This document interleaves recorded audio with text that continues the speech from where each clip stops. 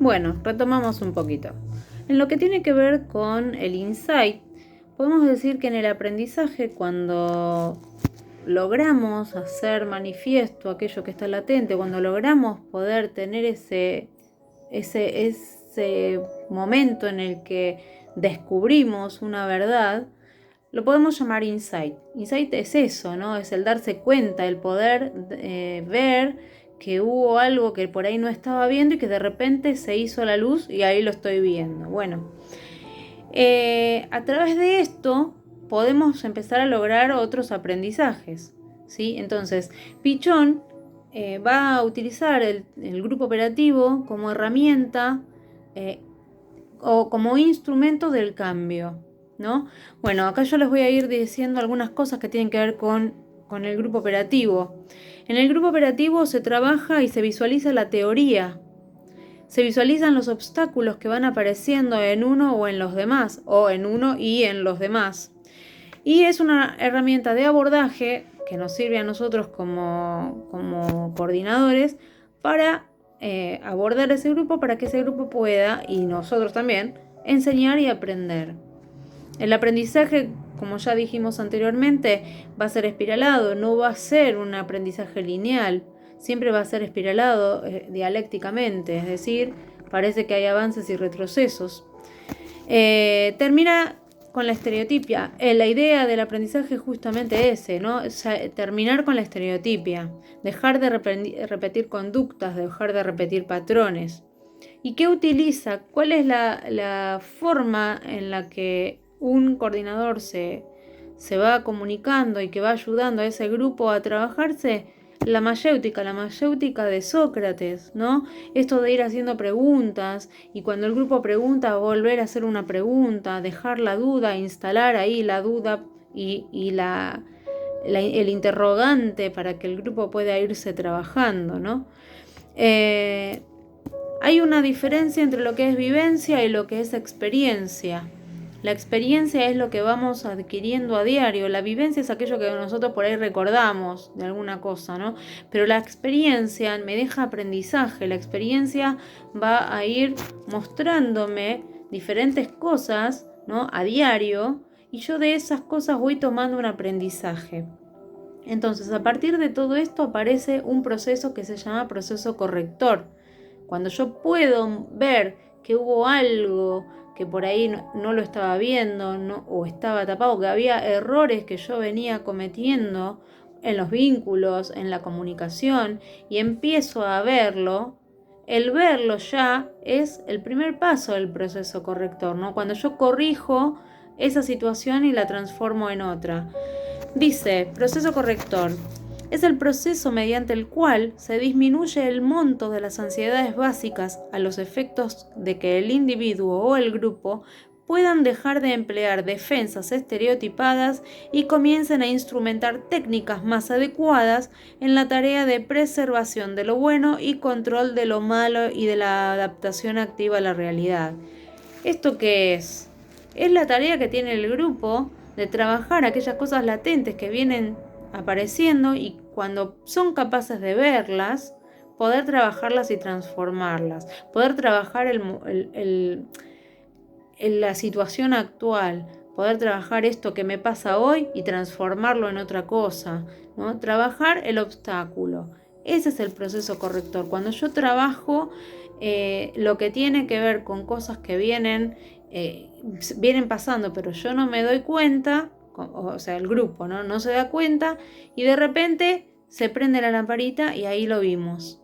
Ese es el primer paso. Después, ¿cómo voy trabajando en el grupo operativo para poder transitar esos obstáculos y trascenderlos? Por eso es importante el coordinador en este caso, porque el coordinador va a trabajar con la mayéutica, ¿no? Esas preguntitas para que lo que está latente se haga manifiesto. ¿Cuál es la tarea del grupo? Si la tarea del coordinador es empezar a instalar la pregunta, ¿cuál es la tarea del grupo? La tarea del grupo va a ser transformar su propio ecro, ¿no? Recuerden lo que era el ecro. El ecro es esto que viene, que son nuestras vivencias, nuestras experiencias, nuestros aprendizajes, toda la técnica que traemos, todo lo que vamos trabajando en el grupo operativo. Por eso el ECRO es un esquema y no es una estructura, es un esquema que puede ir modificándose. A medida que las verticalidades se modifican, la horizontalidad grupal también se modifica. Entonces, el coordinador, a través de sus intervenciones, va a hacer que lo latente se haga manifiesto y lo manifiesto transforme y sea transformado por el grupo. Ahora, el proceso corrector tiene 4 puntos de vista, o sea, hay 4 puntos de vista para mostrar el proceso corrector. Tenemos momentos de operación terapéutica, por ejemplo, diagnóstico, pronóstico, tratamiento y profilaxis. Esto es en grupo, siempre es en grupo, no es individual, ¿no? El diagnóstico es, bueno, la hipótesis que hay en este grupo por ahí, no sé, un ejemplo. Este grupo no trabaja la tarea porque tiene miedo, un ejemplo. El pronóstico es esto que habíamos dicho que en la actitud psicológica teníamos la capacidad de predecir, ¿no? De pronosticar. Bueno, el pronóstico es esto, ¿qué es lo que yo creo como coordinador que puede pasar con ese grupo si hace esto o si hace aquello? Tratamiento es todo esto que vamos trabajando en el grupo operativo. Y profilaxis tiene que ver con esto que me sirve para prevenir cosas que puedan aparecer en el futuro. Si yo trabajo esto, por ahí aquello no aparece. Bien, los niveles de intervención, que pueden ser psicosocial, sociodinámico o institucional, es la relación que el paciente tiene con su grupo familiar interno, digamos, ¿no? Esto es también, puede ser trabajado en grupos operativos o puede ser trabajado en grupos terapéuticos, en familias, ¿no? Recuerden que Pichón trabajaba con enfermos mentales y al trabajar con el enfermo también trabajaba con la familia. ¿Por qué? Porque decía que el ser humano no enferma solo, somos seres biopsicosociales, es decir, el que enferma es el que manifiesta, es el portavoz de la enfermedad familiar. En realidad, la enfermedad está en la familia o está en el grupo a donde pertenece, ¿verdad? Bueno, fíjense lo que dice, al curarse el vínculo interno, también se sana el externo, es decir, al curar yo mi vínculo con lo que tengo adentro, también voy a sanar mi vínculo con el exterior, con los otros personajes que en mí mismo los tengo internos, internalizados, voy a poder trabajar con esos personajes internos pero en el exterior, es decir, sano mi relación, ejemplo, sano mi relación con mi mamá introyectada y también voy a poder, a través de esa sanación, voy a poder sanar la relación con mi mamá real. Bien. La tarea correctora consiste en la ratificación o rectificación de las imágenes internas, tanto del enfermo como de su familia. Esto es, voy a sanar esa relación interna que tengo con mi mamá o que tenía con mi mamá, pero también mi familia tiene que sanar a través de ese proceso corrector. La familia va a sanar esa introyección que tienen de mí. ¿Se entiende? Entonces, siempre va a haber en el proceso corrector, al igual que en los grupos operativos y en las familias, el proceso de sanación es de uno, o sea, de la verticalidad y de la horizontalidad grupal. Bueno, también va a trabajar, el proceso corrector va a trabajar con fenómenos universales como por ejemplo los miedos y ansiedades básicas, la situación terapéutica negativa, que es cuando yo pienso que por ahí esto no me sirve para nada, el sentimiento de inseguridad, ¿no? Procesos de comunicación y aprendizaje, las fantasías básicas. Y el ECRO, o sea, otro punto de vista del proceso corrector es que el ECRO contenga portavoces, roles, ideologías, análisis de un malentendido básico quizás, o secretos familiares, todo esto que hace a lo que por ahí no está del todo manifiesto.